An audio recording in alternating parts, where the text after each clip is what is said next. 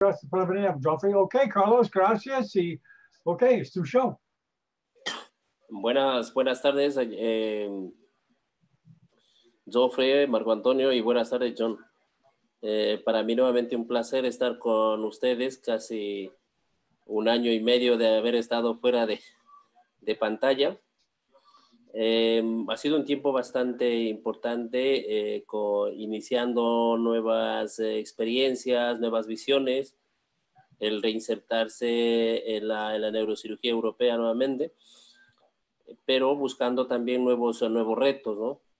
Dentro de ellos, por ejemplo, tenemos que tomar en cuenta acerca de lo que son los cambios que se van dando con la modernización, con el avance de la civilización y el avance de la parte automovilística y deportiva a nivel mundial. Si bien es cierto, en los años 50, 60, el porcentaje de lesiones raquimedulares debido a accidentes automovilísticos o accidentes deportivos eran aproximadamente del 12 al 18%. Sin embargo, a partir de los años 90 y 2000, el mismo empieza a incrementarse o a duplicarse en porcentaje.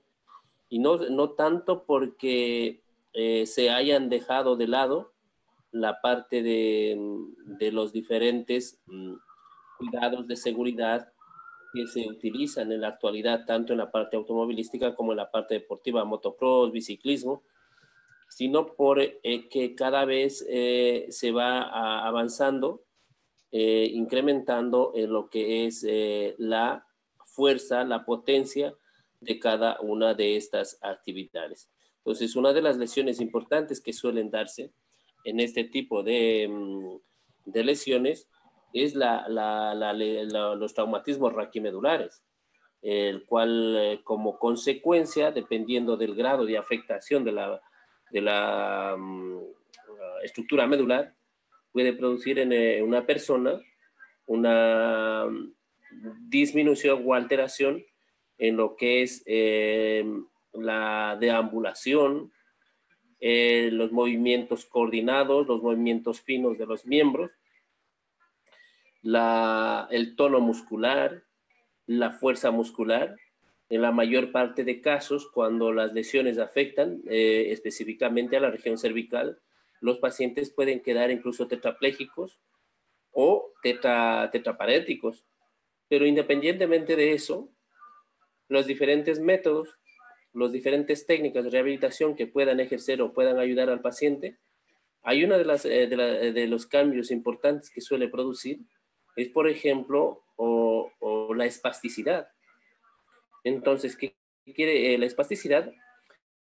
Hay una definición etimológica que refieren de un aumento en la excitabilidad de los reflejos de estiramiento de los músculos, tanto en la fase tónica como en la fase clónica. Entonces hay una alteración, una lesión de las neuronas motoras superiores.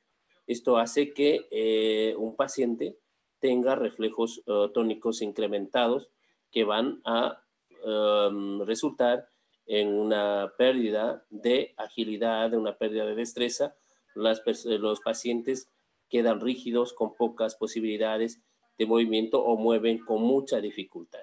Sin embargo, la definición exacta de espasticidad aún no está bastante definida ni tampoco es bastante concisa. Si nosotros podemos definir, o sea, más o menos decidir cómo se localiza la espasticidad, ¿no? O sea, podemos clasificarlo en función de la localización, que puede ser a nivel central, que es todo lo que es la afectación del tejido nervioso a nivel de corteza cerebral, o la parte espinal, iniciando desde la parte de la médula cervical, dorsal. Dentro de ellos, o sea, la causa específica de este tipo de lesiones, por ejemplo, son las parálisis cerebrales infantiles, que afectan a cerca de 2 por 1000 recién nacidos vivos. En Europa, ese índice, esa prevalencia está en aproximadamente 1.04 a 2.5 por 1000 recién nacidos vivos. En Estados Unidos tenemos una prevalencia de aproximadamente 3.6. Entonces, también se puede producir otra de las causas por el daño cerebral adquirido como consecuencia de, en la mayor parte de casos, por ejemplo, los accidentes cerebrovasculares, tanto isquémicos como hemorrágicos, las lesiones hipóxicas y los traumatismos craneoencefálicos que cada vez van incrementando, si no en porcentaje, pero sí en la gravedad de cada uno de ellos. La otra parte es la lesión medular. Hay otras causas también de espasticidad, como son las enfermedades neurodegenerativas, como la esclerosis múltiple, la esclerosis lateral amiotrófica.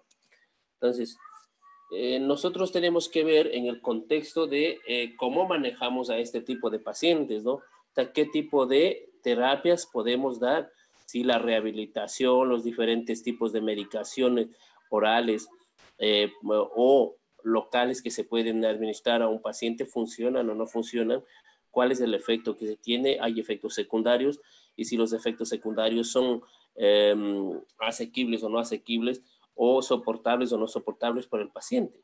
Entonces, en el caso de que nosotros llegamos a un estadio en que no tenemos con qué avanzar, Compromiso, no tenemos compromiso, con qué Carlos. manejar, entonces tendríamos... Carlos, Dime. ¿quiénes los actores en las fotos? Bueno, los actores son similar. Los actores son mis hijos, ¿eh? O sea, emulando cómo podría darse una lesión cervical. Entonces, cuesta mucho para pagar, ¿eh? Entonces nosotros tendríamos que ver, por ejemplo, si después de todos los tratamientos que damos al paciente no podemos alcanzar más, no podemos avanzar más, no podemos mejorar la calidad de vida del paciente. Entonces tenemos que buscar otras técnicas con las cuales nosotros podemos mejorar el día a día, mejorar las actividades del diario vivir, mejorar la calidad de vida del paciente, ¿no? Entonces ahí tenemos que ver, por ejemplo, una de las técnicas que se van tratando, y no son técnicas nuevas, son técnicas que vienen de muchos años atrás, como es la neuromodulación, y dentro de la neuromodulación son los cambios o las terapias en función de administración de fármacos o de químicos a nivel raquídeo. Entonces tenemos que ver que, por ejemplo, la administración de baclofeno en el medio raquídeo es una alteración terapéutica de la función del sistema nervioso central a través de un dispositivo implantado es farmacológico, es decir, que es químico, que no destruye, que es reversible, que no cura la enfermedad, pero va a mejorar la función, va a mejorar la calidad de vida del paciente. ¿Y por qué digo que no es destructivo? ¿Por qué digo que la terapia es reversible? Porque en el momento en que el paciente decide que esa terapia no le interesa, que los efectos que tiene no son los adecuados, o que no colabora adecuadamente el paciente, entonces son técnicas que nosotros podemos detenernos en el momento exacto, ¿no? Y el paciente deja de tener el efecto de el fármaco o la medicación que se le está administrando vía intratecal. Entonces, para nosotros pensar tal vez en un paciente con espasticidad, en administrar una bomba de baclofeno o implantar una bomba de baclofeno, hay requisitos, o sea, se debe trabajar en función de equipos multidisciplinarios, en función de protocolos, y no es que un médico cualquiera dice esto se hace así y yo lo hago porque a mí me parece que de esa manera. No, no. Hay protocolos que hay que seguirlos. Hay casos que hay que ajustarse a cada uno de los pacientes, pero siempre bajo la guía de un protocolo. Entonces, dentro de los requisitos, en principio, el paciente debe tener un peso mayor a 15 kilogramos, con una buena condición nutritiva, que no tenga sensibilidad al baclofeno, que tenga o que la familia pueda tener un acceso adecuado a un centro hospitalario en el que haya un equipo multidisciplinario que lleve este tipo de terapias. Puede haber en función de protocolos clínicos, como les comentaba, y que ese paciente o esa persona tenga una buena respuesta al test de baclofeno intratecal. Entonces, nosotros estamos hablando acerca de los requisitos, no decimos que tenga mayor de 15 kilogramos, una buena condición nutritiva, un equipo multidisciplinario y muchas otras cosas. Pero bueno, sabemos que existen estas técnicas. ¿Y cómo vamos a hacer estas técnicas? ¿En qué se basan estas técnicas? ¿Cómo decidimos que un paciente es o no es apto para este tipo de tratamientos? ¿O cómo decidimos si es que ese paciente va a responder o va a tener una buena respuesta al baclofeno? Entonces, ahí es cuando nosotros, previo a decidir en que un paciente sea o no sea apto para este tipo de tratamientos, tenemos que hacer un test farmacológico que nos permita valorar la respuesta del paciente. Entonces, dentro de este tipo de análisis, nosotros tenemos que llenar una cantidad de requisitos. Primeramente, se tiene que valorar el tono muscular en función de la escala modificada de Ashford, la cantidad o el espasmo muscular que presenta el paciente en base a la escala de Penn. Utilizamos también la escala visual analógica para valorar el dolor. Además de eso, vamos a monitorizar los signos vitales del paciente, como son la frecuencia cardíaca, frecuencia respiratoria, el nivel de conciencia, pero además de eso tenemos que ver exactamente de qué paciente estamos hablando, si es un paciente joven, si es un paciente adulto, un paciente que ya tiene administración de relajantes musculares, ha sido tratado con baclofeno, no ha sido tratado con baclofeno. Entonces, hay un sinnúmero de cosas que tenemos que tener en cuenta. Entonces, por ejemplo, nosotros la espasticidad muscular vamos a valorar en función de diferentes tipos de escalas que nos permiten conocer. Entonces, dentro de ellas hay un sinnúmero de escalas y la escala de Ashford o la escala modificada de Ashford son las escalas que más comúnmente se utilizan para la valoración del tono muscular. Pero aún existen un sinnúmero de controversias en cuanto se refiere a la validez, a la fiabilidad y a la sensibilidad que tengan estas escalas. Otra de las escalas que se utilizan para valorar el tono muscular es, por ejemplo, la escala de Tardieu. Tiene una mejor fiabilidad que la escala modificada de Ashford. El inconveniente que tiene es que necesita una gran cantidad de tiempo para llegar a completar este tipo de protocolos y casi nunca todos los profesionales llegan a completarla y a registrar en su totalidad. Para valorar los espasmos musculares o la frecuencia de los espasmos musculares se utilizaría la escala de Penn. Entonces nosotros dentro de lo que es la escala modificada de Ashford vamos a valorar, como les decía, el tono muscular, que va de 0 a 4 puntos, ¿no? El 0 que cuando la musculatura tiene un tono normal, movimiento normal, no hay ningún tipo de alteración. Y posteriormente vamos viendo cuando es 1 o 3, dentro de ellos, por ejemplo, el tono muscular pudiendo incrementarse a un tono muscular que vaya a alterar, a disminuir la capacidad de movimiento de una articulación y por ende de una extremidad, que sería un grado 3 o incluso volverlas completamente rígidas, sin posibilidad de movimiento ni en flexión ni en extensión. Está llegando, o sea, lo más grave, según la escala modificada de Ashford, es de 4 puntos. Ahora, los espasmos musculares se pueden valorar en función de la escala de Penn. Entonces, desde que no hay espasmos musculares, que diríamos 0 puntos, a ver si es que esos espasmos musculares solamente se muestran en ciertos tipos de estímulos realizados en el paciente, o sea, espasmos precipitados por músculos, por estímulos, ¿no? A ver si hay 2 o 3.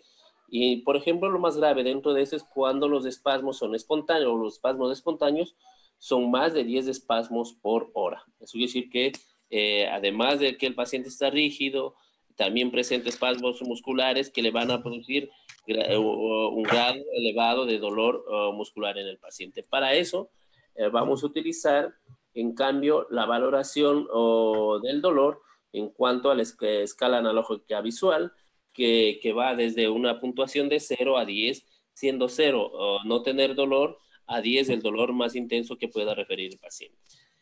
Ahora, como les decía inicialmente, o sea, para nosotros poder determinar qué tipo de o cómo procedemos con cada uno de los pacientes, en primer lugar, tenemos que saber si el paciente esta es un paciente joven o es un paciente adulto. Entonces, por ende, nosotros podemos definir la dosis que se debe administrar al paciente del baclofeno, ¿no? Si nosotros vamos con niños a partir de los 4 años hasta los 18 años y que hayan tenido el tratamiento con baclofeno, entonces nosotros tendríamos que en ese momento, por ejemplo, iniciar con bolos de 10, 25, 50 miligramos. Es decir, que iniciamos en un niño de 4 a 18 años, el test o la prueba de baclofeno se inicia con 10 microgramos y definimos si es que hay una reducción en la espasticidad en función de la escala de Ashford, si es que los tonos de los espasmos musculares disminuyen o disminuyen, cuál es la reacción en cuanto al dolor, cómo vamos a valorar los rangos de movimiento a nivel articular. Si es que no hay ninguna variación, si el paciente no muestra ninguna mejoría, entonces el siguiente paso sería administrar 25 microgramos de baclofeno. Entonces, igualmente definimos, vamos a valorar cómo cambia la espasticidad, o sea, cómo cambia el tono muscular, cómo cambia la contractilidad muscular, cómo cambian los espasmos musculares, cómo cambia el dolor y cuáles son los movimientos que van presentando el paciente, si hay mejoría o no hay mejoría. Entonces, si tampoco existe, pasaríamos al siguiente rango, que son 50 microgramos. Y si al administrar 50 microgramos observamos algún tipo de mejoría en el paciente, se podría permitir o decir que un paciente podría ser apto. Pero si vemos que un paciente, incluso 50 microgramos administrados en bolo, no produce ningún cambio en cuanto se refiere al tono muscular, al espasmo muscular, al dolor, entonces se debería definir que ese paciente no es apto para este tipo de terapia. Posteriormente, en el grupo de los adultos, se haría la misma estructura, el mismo procedimiento, pero aquí ya iniciamos, por ejemplo, con bolos de 50, 75 y 100 microgramos. Entonces, si en un paciente administramos 100 microgramos de baclofeno intratecal y no existe ninguna variación, entonces ese paciente se debería descartar para este tipo de tratamiento. Entonces, como les había comentado, o sea, nosotros una vez que administramos el baclofeno, vamos a valorar cómo cambia el tono muscular, cómo cambian los espasmos musculares en cuanto a frecuencia e intensidad, el dolor, cómo se altera y cuál es la mejoría que se ve a nivel de las articulaciones. Entonces nosotros tenemos un paquete, una especie de formulario en el que vamos a anotar los datos personales, ¿no? Nombres y apellidos, número de historia, la edad del paciente, la fecha que se administra la medicación.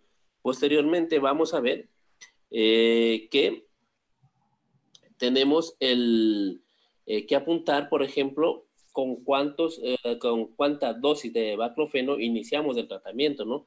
Como dice, 50, 75 u otro, ¿no? En el caso de otro, por ejemplo, aquí pondríamos, en el caso de los niños que iniciamos con 10 microgramos, vamos a apuntar la hora de administración de la medicación. Después apuntamos el inicio, o sea, el momento en que empezamos a sentir que la medicación actúa, que cambia en cuanto a la función de la contractilidad muscular. Después vamos a apuntar el tiempo de duración, o sea, desde el momento que inicia la actividad del fármaco, cuánto tiempo dura su mejoría. Después vamos a ver más o menos la hora en que sentimos o en que experimentamos la disminución del efecto de la medicación. Entonces tendremos que apuntar en este protocolo cuál fue la valoración inicial del tono muscular, de la frecuencia de los espasmos, cuál fue la escala de dolor, la fuerza muscular y otro tipo de características. Y posteriormente apuntaremos en la fase final el efecto máximo, o sea, la valoración máxima que se observó durante el efecto máximo de la medicación. Entonces aquí tenemos un formulario en el que vamos a ir apuntando las diferentes partes de las extremidades valoradas en un paciente y la hora que se va haciendo en estos pacientes. O sea, vamos a valorar cada hora en la que iremos poniendo cada uno de los datos obtenidos. Entonces, luego esto lo presentaremos en un cuadro en el que vamos a ir apuntando cómo ha variado el tono muscular y cómo ha variado la intensidad o la frecuencia de los espasmos musculares En el otro gráfico iremos a representar cómo ha cambiado la frecuencia cardíaca, la frecuencia respiratoria y también cómo ha cambiado la parte que se refiere a lo que es el nivel de conocimiento. Entonces, dentro de los pasos críticos que se tiene que tener en cuenta previo a decidir si un paciente es o no es apto para este tipo de tratamientos, es, por ejemplo, el primer término es la selección del paciente. Es decir, buscar pacientes o definir pacientes que vayan o que sean subsidiarios de este tipo de tratamiento. Entonces, para esto tiene que existir un equipo multidisciplinario en el que esté incluido un neurofisiólogo, un neurólogo, un rehabilitador y el neurocirujano. También tenemos que tener incluido dentro de ese equipo un psiquiatra o un neuropsicólogo que vaya a hacer la valoración adecuada de un paciente en cuanto es al estado psicoemocional del paciente, porque en la mayor parte de casos los errores o los pocos resultados que podemos obtener son por la falta de colaboración del paciente. Después, como paso 2, sería el screening, el testeo del paciente. Si el paciente es definido que es apto para este tipo de tratamiento, entonces se haría la implantación de la bomba de baclofeno. Una vez realizada la implantación de la bomba de baclofeno, tendríamos que iniciar lo que es la fase de programación. Y es donde más problemas solemos tener, porque en la mayor parte de casos los pacientes quieren obtener los resultados en un tiempo récord, ¿no? O sea, que en 1 o 2 días, en 1 semana, 2 semanas ya quieren estar súper bien y que ya quieren ver los resultados, cuando tenemos que indicarles a los pacientes que este es uno de los casos más difíciles en las que tenemos que ir de mano, tanto el rehabilitador como el neurocirujano, el uno con la valoración de la función motora del paciente y el otro con la incremento o la recalibración o la titración de la medicación que se va a administrar al paciente. Voy a presentar el caso de un paciente de 25 años que tuvo una lesión medular incompleta sensitivo-motora a nivel cervical 5 bilateral, un Asia C, por una caída en bicicleta en octubre del 2014. Paciente presentó una tetraplegia inicial, por proceso de rehabilitación lograron ganar en algo parte de la función muscular brusca. Por la espasticidad que se presentaba en el paciente, iniciaron con la administración de relajantes musculares, dentro de eso el baclofeno, el Sirdalut. Además de eso, el paciente precisaba de tratamiento con toxina botulínica cada 6 meses. Entonces, este paciente se había valorado adecuadamente. Era un paciente que, desde el punto de vista psicoemocional, es un paciente que iba a presentar una buena colaboración, sabía lo que quería, tenía claros los objetivos por los que se planteaba la administración del baclofeno en este paciente. En este paciente, como habíamos comentado, se siguió todo el protocolo, o sea, se valoró tanto la parte del tono muscular, los espasmos musculares que existen en el paciente, el dolor del paciente. Y, por ejemplo, en este video vais a ver al paciente en la parte previo a la administración del test de baclofeno. Es un momento en el que el paciente tomaba los 35 microgramos de baclofeno vía oral. Entonces, eso era lo que hacía el paciente con administración tanto del Sirdalut como con el baclofeno. Entonces, vemos cómo es bastante dificultoso la movilidad en el paciente. El tono muscular es bastante incrementado. Hay que ver el miembro superior izquierdo, el derecho. La espasticidad está mucho más acentuadas en la parte de la muñeca. Y vamos viendo cómo se van valorando este tipo de pacientes. Si nosotros seguimos con el mismo estilo, una vez administrado la medicación, se administró 50 microgramos de baclofeno intratecal al paciente, iniciando con una Ashford de 4, es decir, con una espasticidad, una rigidez grave, severa en el paciente, en los 4 miembros. Entonces, a la hora de administrar el medicamento, vamos viendo que esa disminución en la rigidez muscular es bastante importante. O sea, de 4 bajamos a 1. Posteriormente, en las siguientes horas posteriores, se va viendo una mejoría en lo que es en la parte del lado derecho, manteniéndose con un Ashford en escala modificada de 0, es decir, con una buena facilidad de movimiento en las articulaciones. Vamos a perder un poco ya el efecto de la medicación a las 15 horas de administrar la medicación. Eso según la escala modificada de Ashford, que valora lo que es la parte del tono muscular, es decir, la rigidez, la espasticidad. Ahora, en el mismo paciente se ve cómo de haber presentado aproximadamente unos 10 a 12, 15 espasmos cada hora, tras la administración de la medicación a la hora, nosotros tenemos en ese paciente que se presenta solamente un espasmo provocado por un estímulo, es decir, el espasmo lo provocamos nosotros al estimular al paciente, al mover los miembros del paciente, ¿no? O sea, mientras no se toca al paciente, el paciente no tiene espasmos. Entonces, eso es lo que mejoró en el paciente. La frecuencia cardíaca se mantuvo dentro de parámetros normales, tanto la frecuencia respiratoria igualmente, el nivel de conciencia siempre estuvo mantenido y la escala de EVA, la escala de dolor no presentó mayores cambios, dado que la mayor molestia, el mayor problema en el paciente fue la espasticidad.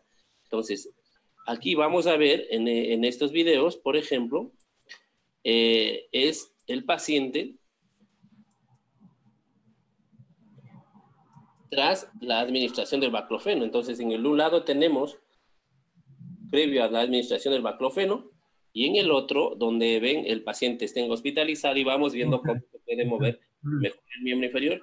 Y vemos lo que les comentaba en un momento, es el espasmo que se produce. Miren, el momento que yo levanto la planta del pie es cuando se producen los espasmos musculares. Mientras no se toque al paciente, no hay presentación de espasmos musculares. Entonces vamos viendo cómo ese paciente va mejorando. La mejoría que se había observado en este paciente en cuanto es al tono muscular y a la disminución de los espasmos, se definió como un paciente apto para tratamiento o para implantación de bomba de baclofeno. Y es por eso, miren, esto es como el paciente tras la administración del baclofeno, 6 horas después de administrar el baclofeno, lo levantamos al paciente y el paciente empieza a presentar una cierta forma de caminar, pero cada vez vamos viendo cierto tipo de espasmos musculares que se presentan con cada movimiento en el paciente. Así es como lo teníamos nosotros una vez habíamos administrado los 50 microgramos de baclofeno intratecal al paciente. El paciente después del test se definió como un test positivo con 50 microgramos de baclofeno intratecal y se programa a cirugía de implantación de bomba para noviembre del 2018.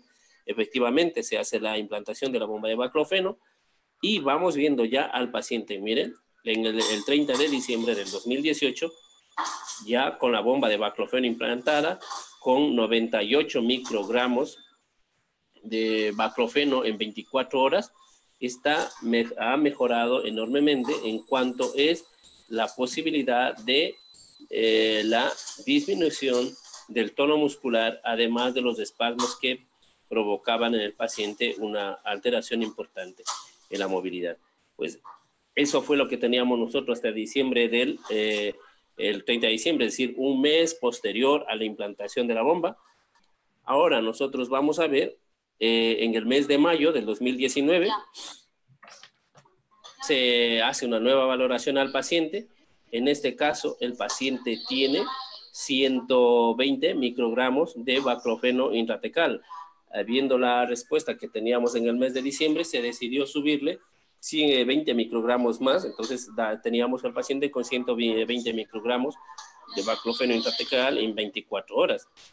Y vamos viendo cómo el paciente ha ido mejorando en cuanto es a la bipedestación. Este es uno de los casos que se va viendo, y esta es la parte final que vamos viendo en el paciente, cómo mejora la parte de la deambulación, la mejoría en la que es el tono muscular, la mejoría que vamos viendo en lo que es la presencia de los espasmos musculares. Actualmente, ahora hemos decidido subirle ya 20 microgramos más. Actualmente el paciente está con 140 microgramos, y en menos de una semana tendremos ya la nueva valoración motora funcional del paciente, y tendremos la posibilidad de poder presentar, imagino, con una mejoría notable aún más de lo que se ha obtenido en el paciente. Normalmente, estos son los resultados que se obtienen de pacientes cuando la terapia recomendada al paciente está bastante definida, bastante estructurada, es realizada en función de un equipo multidisciplinario y en el momento adecuado para el paciente. Esto es lo que hemos obtenido en el paciente. Ahí estás concentrado, ¿eh? Y con esto, muchas gracias. Esta ha sido la conferencia acerca de lo que es la posibilidad de mejoría con las bombas de baclofeno en pacientes con lesiones medulares provocadas con espasticidad. Hago la invitación a todos para el Simposio Neurociencias Proyección Ecuador, que será del 25 al 28 de septiembre en la ciudad de Guaranda. Habrán profesores invitados de Estados Unidos, de España, de Hungría, de Perú, con temas bastante importantes, lo que es la neurociencia, neuroendocrinología, neurometabolismo, neurooncología, neurotraumatología. Habrá temas de neurorehabilitación. Los costos son bastante módicos. La inscripción, les he puesto los datos que existen, entonces espero, si los interesa, verles en el mes de septiembre en Ecuador. Muchas gracias. Ok, Carlos, muy bien, bien hecho, bien claro, y muchas gracias. Y Guaranda, hay un restaurante allá, Casa de Mama. Yo he visto mucho en internet. Ok, Carlos, bienvenidos a Fernando. Quiero introducir a Fernando a Carlos primero. Hola, Fernando. Hola, ¿cómo estás, John? Diga hola, Carlos. Carlos. Hola, hola, Carlos. Hola, Fernando. ¿De dónde eres? Muy interesante plática. Felicidades.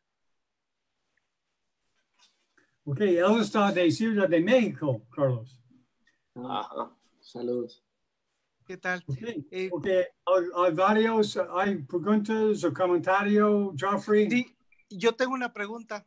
¿Puedo? Ok, go ahead, Fernando. Sí, Carlos, yo me entrené en Canadá en funcional, no estoy familiarizado con un estudio que hizo Paul Steinbuch acerca de comparar la bomba de baclofen con la rizotomía posterior selectiva funcional, y él en su estudio demostró que sí era casi el doble de caro pues hacer la bomba de baclofen, ¿no? Y han habido estudios posteriores donde ya ha disminuido la diferencia, pues no es tanto, porque el estudio fue en 1995, y ya están casi iguales, digamos, y hay muy buenos resultados con la bomba baclofen, obviamente. Entonces, ¿cuál es tu opinión al respecto de costo-efectividad? Todavía, cuando no se tiene tanto recurso, ¿es mejor hacer una rizotomía posterior selectiva? Efectivamente, en primer término lo que hay que definir es, uno, la extensión de la lesión. O sea, claro. La proporción, o sea, qué región afecta al paciente, ¿no? Por ejemplo, en el caso de tetraespacidad, yo creo que es poco probable que nos dediquemos a hacer una rizotomía dorsal selectiva. Más que todo, también hay que tomar en cuenta las alteraciones o los cambios o las secuelas neurológicas que pueden causar. Ahora, dentro de lo que es la administración del baclofeno, al final el costo-beneficio va a ir en función de la bomba, porque una bomba de baclofeno, por ejemplo, dura de aproximadamente 4 a 5 años, por no decir 6 años. Sí. Que es diferente, por ejemplo, en cuanto a los estimuladores para las alteraciones del movimiento, para distonía, en los que normalmente esos tienen un menor tiempo de duración por la alta energía que utiliza para el manejo de este tipo de dispositivos. Otra, por ejemplo, las recargas del medicamento son cada 3 meses en ciertos centros. En muchos centros, por ejemplo, hacen cada 6 meses, dependiendo de la cantidad o la concentración de la medicación que utiliza el paciente. Claro, varía pacientes. Efectivamente. Entonces, yo, por ejemplo, dentro de eso, o sea, cuando tenemos una terapia que es mínimamente invasiva y que la efectividad es alta, y que si hacemos un control, por ejemplo, de costes, una predisposición, una programación de costes, por ejemplo, decimos cuánto le costaría a un paciente tratado con una risotomía, a más de eso después medicación que tiene que llevar el paciente, cuánto le cuesta un tratamiento en un tiempo de 5 años, ¿no? O sea, cuántas consultas va a tener ese paciente en estos 5 años, cuánto se va a gastar en esa medicación en ese paciente y cuál es la respuesta o los resultados que se han obtenido en 5 años.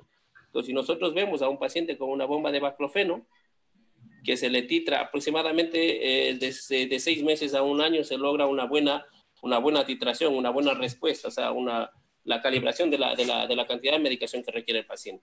Después de eso, solamente ves al paciente cuando ya le tienes que recargar la bomba de baclofeno, o sea, no necesita nada más. Entonces, yo, por ejemplo, en mi centro, en mi experiencia, yo llevo la recarga de baclofeno cada 3 meses, o sea, normalmente la Medtronic dice que ellos dan una garantía de la medicación por 90 días. O sea, Sí. es el LD, es el tiempo medio de vida de esta medicación. Pero eso no quiere decir que automáticamente un paciente tiene que, o obligatoriamente tiene que recargarse la bomba de baclofeno a los 3 meses. No, o sea, no. tranquilamente a los 6 meses, por ejemplo, en muchos centros lo hacen a 6 meses. Aunque yo, por ejemplo, dentro de lo que es efectividad, casi siempre yo prefiero rellenarle la bomba a los 3 meses y siempre tener como una medicación completamente controlada. Pero, o sea, los recursos que se ahorran, claro, el gasto inicial es bastante, bastante sí. alto. Sí, pero lo que te digo que en los estudios pues se analiza todos estos factores, ¿no? Todavía sigue siendo pues un poco caro. Y mira, yo estoy como tú, yo soy funcional, pues yo vivo de poner estimuladores espinales, cerebrales, ¿no? Pero sí, todavía te digo, pues en nuestro en México, por ejemplo, es difícil que lo pague la población general, ¿no? Tiene que ser un seguro, una institución, entonces todavía hay lugar para la cirugía lesiva, pues la ristotomía en nuestro medio, pues te hablo. Sí. Y yo quería preguntarte en tu medio cómo es eso. Bueno, mira, o sea, yo afortunadamente tengo experiencia en Europa. Yo he trabajado en Hungría, en España. He pasado también por una corta estancia en Francia, donde conocí a mucha gente, que había un compañero de México, Alfonso, no recuerdo todavía el apellido, y estaba una chica de Chile haciendo este tipo de rotaciones. Y también tengo la experiencia de lo que es en un país latinoamericano, como en el caso de Ecuador. Entonces, los cambios son bastante importantes. Por ejemplo, nosotros aquí en Europa tenemos la sanidad pública, que es la que cubre el costo de este tipo de dispositivos. Sí, es lo que te digo. Entonces, aquí no podemos, o sea, claro está que tampoco en Europa puedes decir, oye, trae este paciente, se lo pongo y ya está. O sea, no es que cogemos a un paciente como locos y ponemos, siempre existen los protocolos de selección de pacientes. Ahora, en la parte ecuatoriana, hay pocos centros que pueden aprobar en la pública. No sé si actualmente estén haciendo o no, pero en el momento en que yo estaba en el Ecuador, que fue en el 2015, 2016, mira, no había no cubría el seguro. El Instituto Ecuatoriano de Seguridad Social no cubría las bombas de baclofeno, no cubría lo que es los estimuladores. la gente tenía que pagárselo por privado. Ahora el problema es, por ejemplo, aquí en Europa, para un paciente privado, una bomba cuesta aproximadamente 14.000, 15.000 dólares. Sí, claro. En Ecuador, el mismo está sobre los 40.000 dólares. 40.000, tan caro, tanta diferencia. Mira, por ejemplo, en cuanto a Parkinson, porque yo hago funcional, mucha funcional, entonces, por ejemplo, nosotros logramos, normalmente cuando yo llegué a Ecuador, para la privada lo estaban vendiendo por 65.000 dólares, un implante. 3 Y veces. había gente que se podía pagar. Después, cuando llegué yo, fui directamente y le dije, mira, es que son precios tan irrisóricos que es poco probable que la gente pague y la gente pobre no lo tiene. Logramos bajar a 52.000 dólares el sistema y ahí se quedó y se hizo muchas cirugías, se puso unas cuantas dispositivos, pero el problema es eso, o sea que ni la sanidad, ni sanidad pública, ni la aseguradora cubren este tipo. El problema de Ecuador son los altos costos de los impuestos que ponen a este tipo de dispositivos, a las medicaciones. Para mí los 2 años en Ecuador fue bastante llamativo, pero me enseñó muchas cosas, ¿no? O sea, el aprender a valorar lo que se tiene. Porque, por ejemplo, yo cuando estaba en Ecuador, y yo creo que Jofre me confirmará, porque, por ejemplo, un comprimido de Aumentine creo que costaba $2, $3, y aquí yo, por ejemplo, con 2 euros me compro, me dan la caja de la Aumentine, de las 21 tabletas, o sea, que lo que lleva un tratamiento básico normal.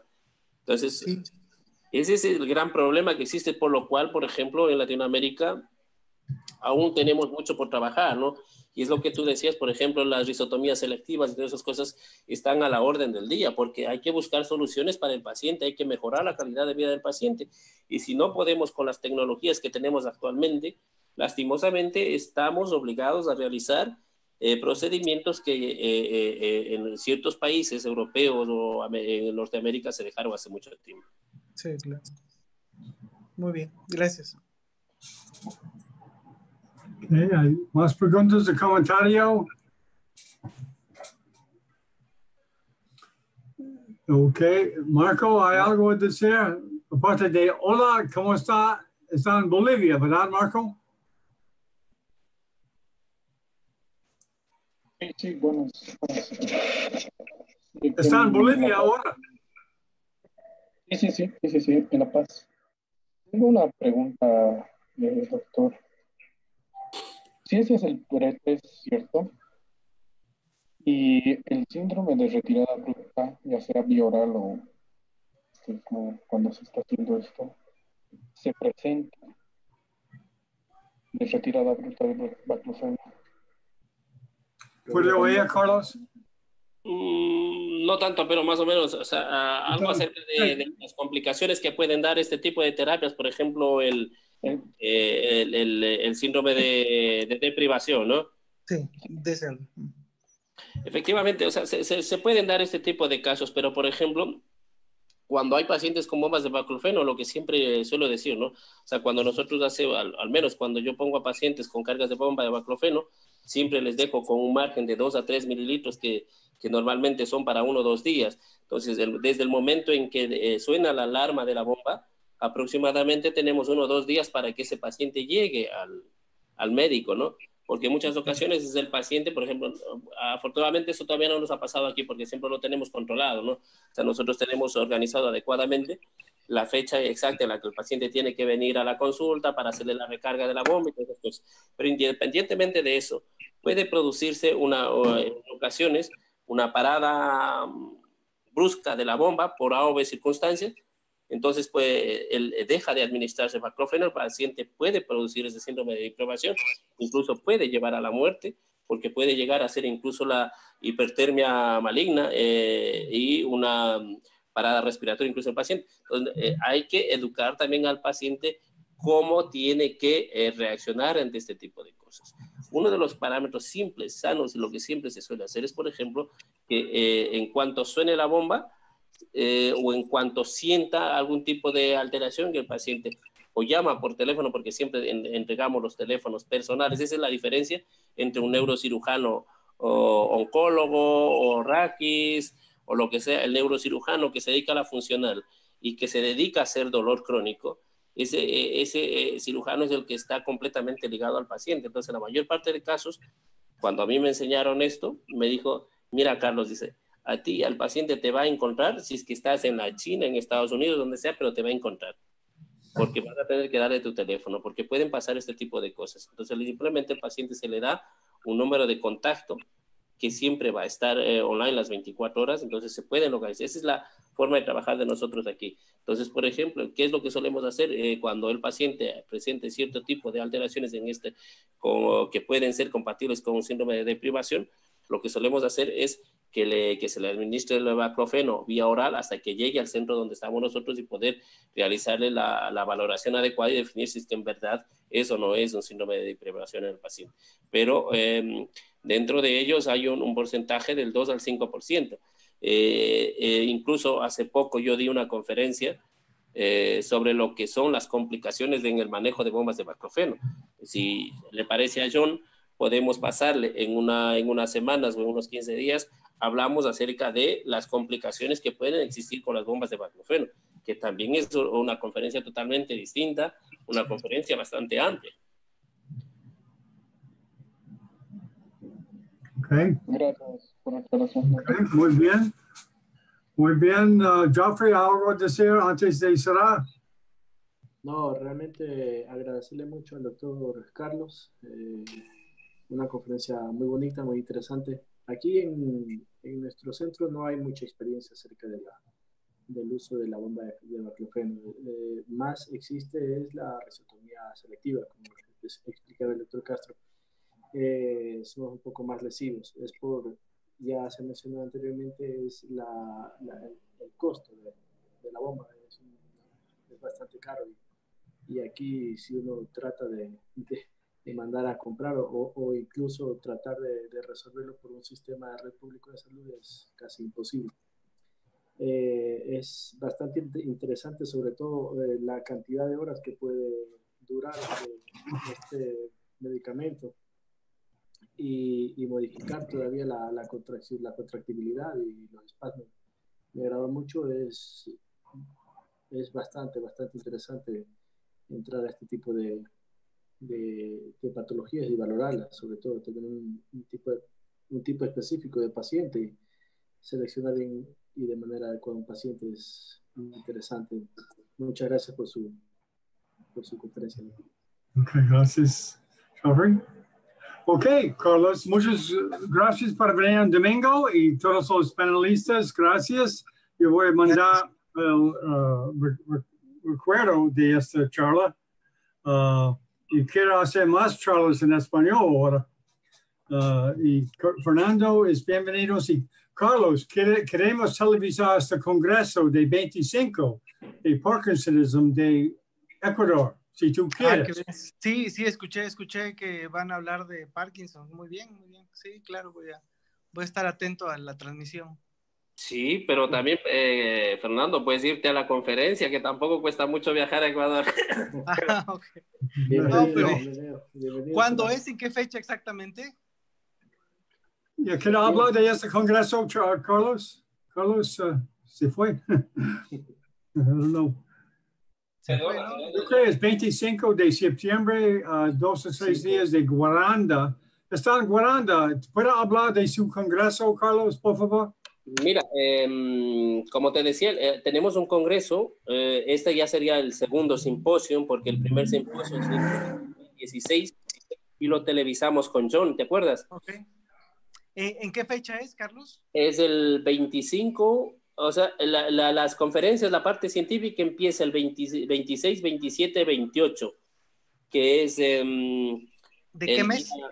Del mes de septiembre. Septiembre, ok. Sí, entonces vienen conferencistas húngaros, conferencistas de España, de Estados Unidos, y estará uno de Perú. O sea, hay muchos húngaros porque es la escuela que llevo yo, o sea, es el centro de formación mío, Ah, ok, qué bien. Entonces, yo viví en Hungría, me formé en Hungría, trabajé allí mucho tiempo.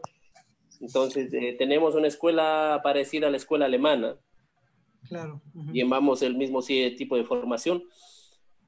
Entonces, habrá gente que, por ejemplo, hable acerca de la neuroendocrinología, todo lo que son tumores hipofisarios, manejos, abordajes. Después hablaremos, nos pasaremos a neurometabolismo, que es, por ejemplo, cómo altera, cómo varía el tratamiento farmacológico de pacientes, por ejemplo, con enfermedades neurodegenerativas. Entonces tenemos que hacer una clasificación de nutrientes, qué tipo de nutrientes puede el paciente con una cierta enfermedad neurodegenerativa adquirirla o no adquirirla.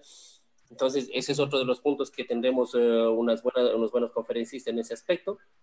Después hablaremos acerca de neurotraumatología. Y dentro de neurotraumatología, más que el tratamiento quirúrgico que tenemos nosotros, que habrán buenos temas acerca de eso, será la necesidad o la obligación de un abordaje multidisciplinario en lo que es la neurorehabilitación. O sea, la rehabilitación, no solamente la rehabilitación motora funcional, sino también la rehabilitación neuropsicológica en el paciente.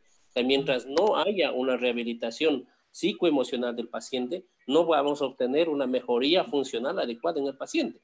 Y es lo que anteriormente en los traumatismos cráneoencefálicos, lo que anteriormente se hacía, era decir, mira, si el paciente camina, habla, se mueve, hemos recuperado el 100%. Pero la mayor parte de esos pacientes tenían epilepsia postraumática, tenían depresión, hacían cierto tipo de psicosis, cierto tipo de miedos, y unas alteraciones psicoemocionales importantes que a la final al paciente le volvían completamente inválido para realizar un trabajo que él lo realizaba previamente, pese a haberse recuperado orgánicamente casi al 100%. Entonces ahí es cuando resurge lo que es la necesidad de mantener una rehabilitación psicoemocional del paciente. Por eso es que existen los neuropsicólogos. Entonces, esa parte es que entonces hablaremos acerca de lo que es el de traumatismo raquídeo, el traumatismo craneoencefálico, nuevas tecnologías, qué tipo de monitorización requiere, cuál es el más indicado, cuál es la relación que nos van dando este tipo de monitorizaciones que se pueden dar al paciente. Pasaremos un poco rápido con lo que es la parte de neurooncología, que más nos centraremos en la neurooncología, igualmente es en el abordaje psicoemocional del paciente con un tumor cerebral, o sea, cómo comunicar a un paciente, cómo llevar a un paciente con un tumor cerebral, cuál va a ser el manejo en el caso de cirugía, qué es lo que se va a hacer con el paciente. Además de eso hablaremos acerca de la cirugía en pacientes despiertos, el protocolo que está promulgado ya en Ecuador, que se dejó en el 2016, que dejamos ya implantado. Y la parte fuerte es funcional. Entonces la parte fuerte es el 26, es el 27 que irán en 2 aulas paralelas. Habrá todo lo que se refiere a Parkinson y todo lo que se refiere a distonía y manejo de dolor crónico. Entonces esa parte estará dado, por ejemplo, quienes nos dedicamos a funcional y quienes nos dedicamos, por ejemplo, a alteraciones del movimiento. Lo debéis haber escuchado a Kovac Norbert, un neurólogo muy conocido a nivel internacional, un joven de mi edad que lleva la parte neurológica. La parte de la cirugía lo llevará Balázs István, que es otro de los neurocirujanos de élite, director regional de la parte europea en cuanto es la funcional. Estará también presente otro neurólogo que está trabajando solamente con alteraciones de movimiento en Alemania. Y cerraremos con la parte de las experiencias que hemos tenido en Ecuador con la neuroestimulación. El día sábado hablaremos de lo que es la inclusión, discapacidad e inclusión social.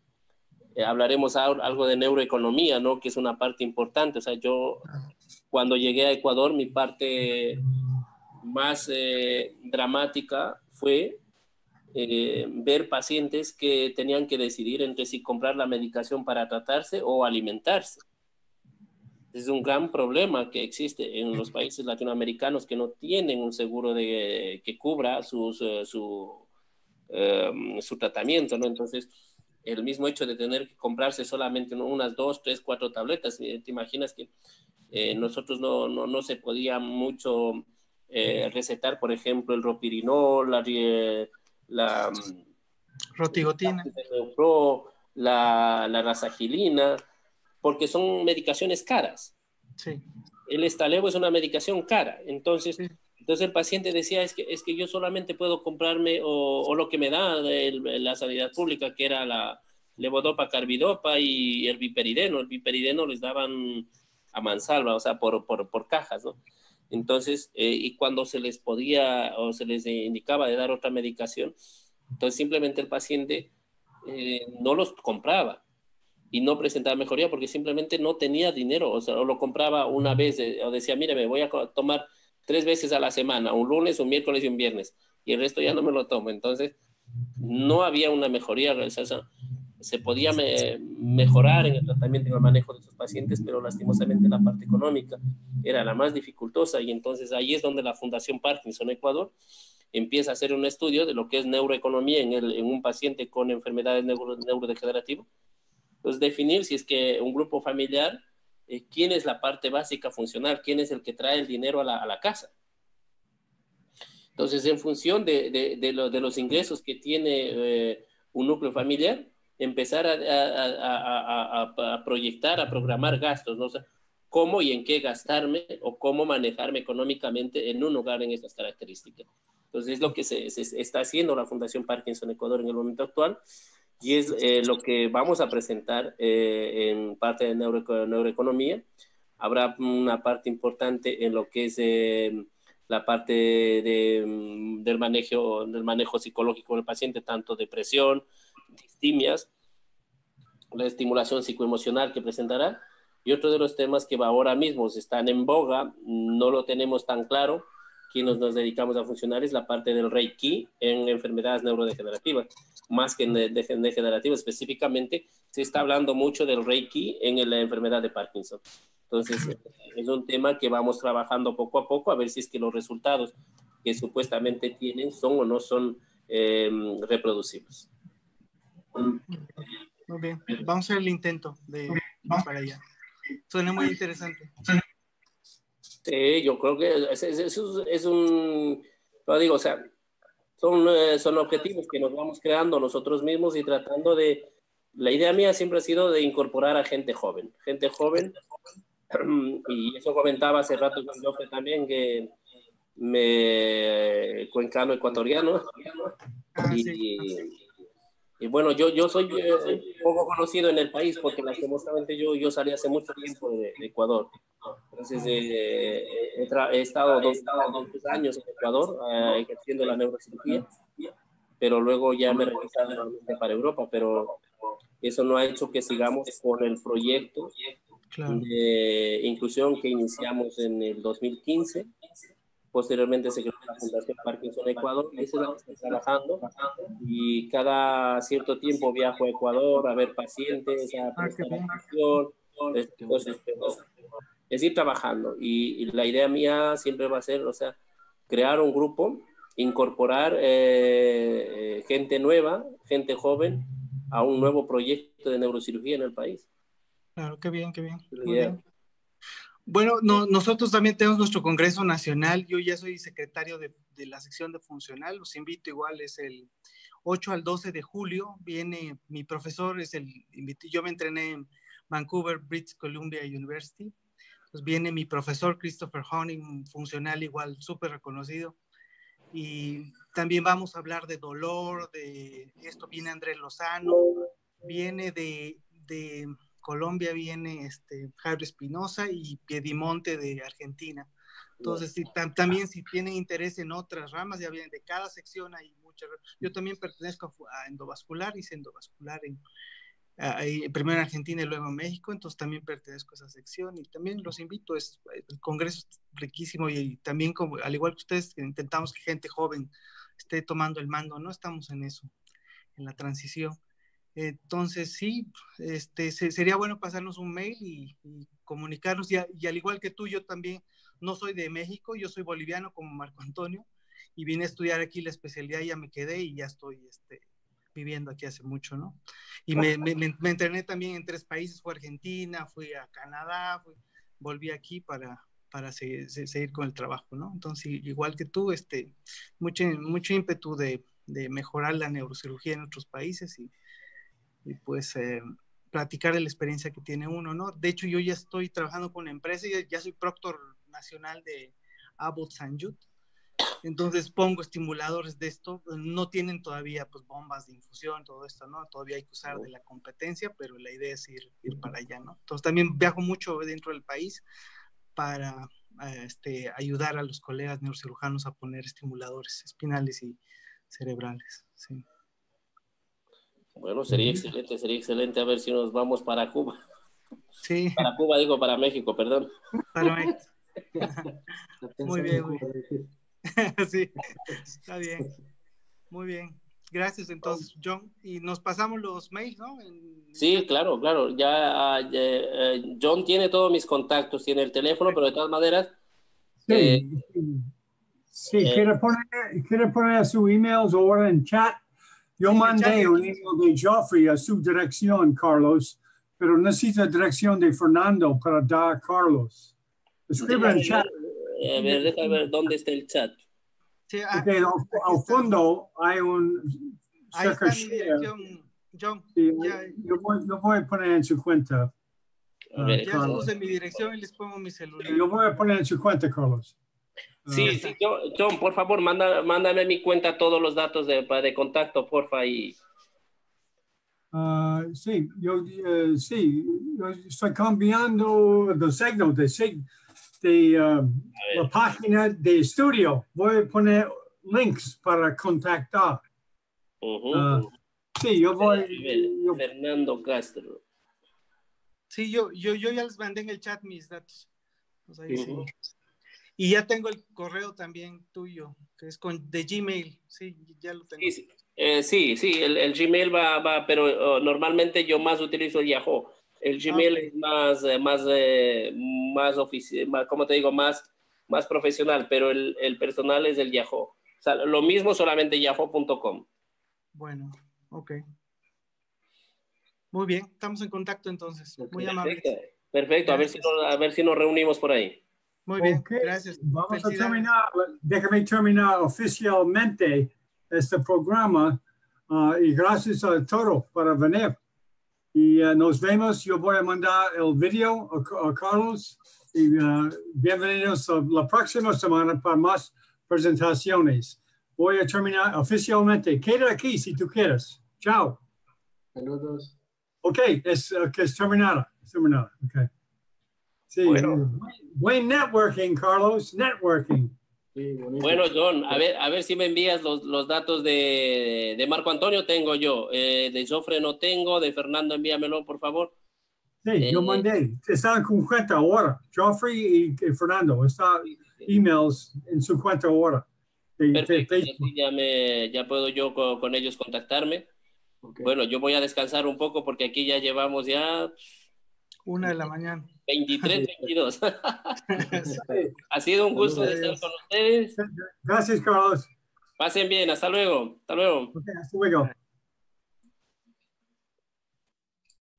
Muy bien. Fernando, ¿qué estás haciendo, Fernando? Tú estás viajando mucho a muchos congresos, ¿ah? Sí, pues ya sabes que como tengo que actualizarme mis 2 subs, pues viajo mucho. Sí, yo he visto su cuenta. Acapulco, ¿verdad? Tú fuiste a Acapulco. Sí. Y a fin de mes nos vamos al Mundial de Funcional en Nueva York. Sí. Oh, ¿tú vas a Nueva York? Sí, es el Congreso Mundial de Neurocirugía Funcional en Nueva York, sí. Sí, de neurocirugía funcional. Sí. Oh, qué bueno. Sí, yo voy a Boston en pocas semanas. Ah, qué bien. Es un buen tiempo para estar en esta parte del país. Sí, claro. Junio, julio es bonito allá, muy bueno, lo mejor. Sí. Exacto. Sí. No es invierno, no es frío. Exacto. Es bueno, porque este país, como yo creo, hay partes de México muy frío. Sí, sí, sí. En los Estados Unidos lo mismo. Hay algunas partes como Nueva York en invierno es frío. Fríísimo, sí, yo sé. No, es terriblemente frío. Sí. Qué bueno. Muy Okay, bien. gracias por venir y Geoffrey No. también. Sí. No, un placer. Saludos. Igualmente. Saludos. Sí, mira, si tú quieres presentar el próximo domingo, Fernando, bienvenido. Y tú Ok. también, Geoffrey. Ok. Ok, si Yo- tú quieres, déjame saber. Yo voy a arreglar. Bueno, en 2 semanas yo podría, pero el próximo domingo no creo. Cualquiera. Bueno, Yo creo que estamos televisando más congresos de WFNS. sí, sí, sí. Yo creo que Neurocentro TV va a televisar más Oh, en este canal. ya veo. Porque conoce mucha gente muy alto allá. Entiendo. Sí, hay es la llave. Yo no conoce a nadie, Claro, pero claro, hay conoce los altos allá. Y claro. su amigo va a ser jefe de educación. So, yo creo que nosotros va a televisar más. Claro, Es claro. difícil. China es muy difícil. Wow. Sí. Estamos tratando. Wow. Pero Es que, nosotros allá en septiembre hay un ujú, congreso grande. Yo creo que vamos a hacer progreso en China cuando nosotros van para encontrarlos, para explicar qué es Zoom, etc. Vamos a ver. Y mira, yo tengo una residente de Singapur que vino a rotar a mi hospital. Tal vez ella nos puede hacer como Ok, sí, la bienvenido. conexión. Le voy a decir que se conecte y que hable contigo. Ok, perfecto. Muy bien, Perfecto. muy bien. Hablamos entonces. Gracias, John, como siempre. Ok, gracias por venir, Fernando. Gracias a todos. Que estén Chao, bien. saludos. Éxito. Adiós. Oh, Jeffrey tiene un background. Jeffrey, ¿tú tienes, ¿dónde está Ecuador? ¿Su background? ¿Es Ecuador? ¿Dónde están? Sí, este es en Chile, en Chile. Ok, espera.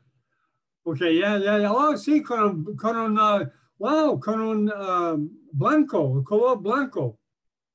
Sí, normalmente yo uso mi otro computador para pero no sirve mi computador hoy. Voy a tratar ahora, tal vez sirve ahora.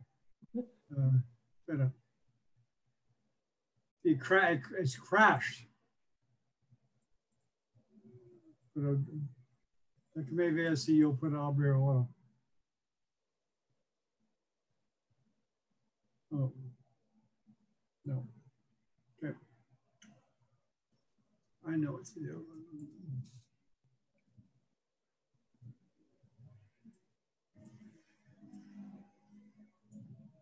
Un minuto, Marco, un minuto.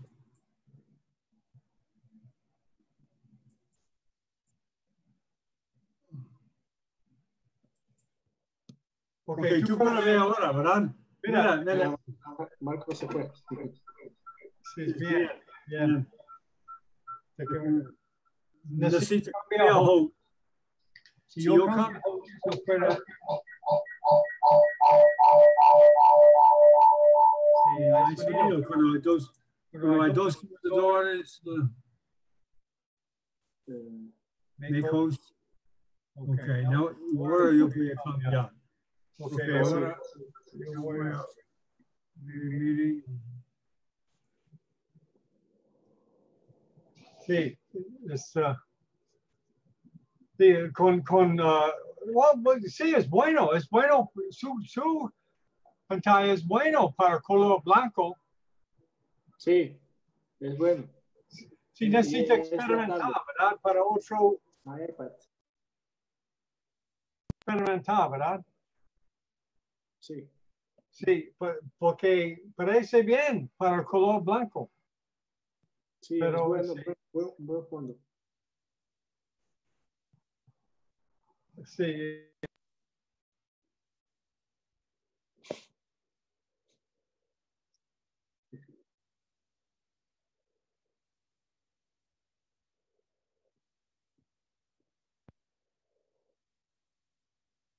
Aló.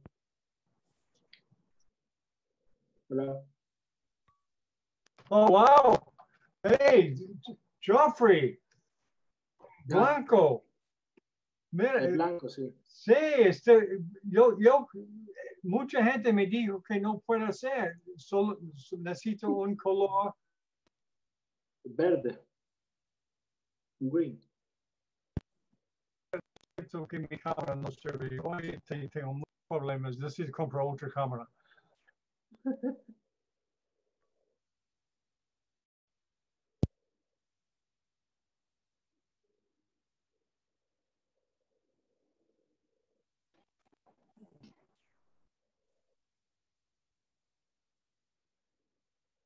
Yo me voy.